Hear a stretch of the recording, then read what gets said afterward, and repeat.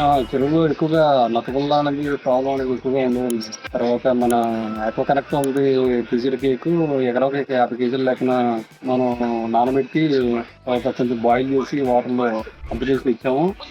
మనకి రిజల్ట్ కూడా చాలా బాగా రిజల్ట్ ఉంది. బాగా పనిచేసిందన్నమాట performance. Dr. Grow. Say yes to growth.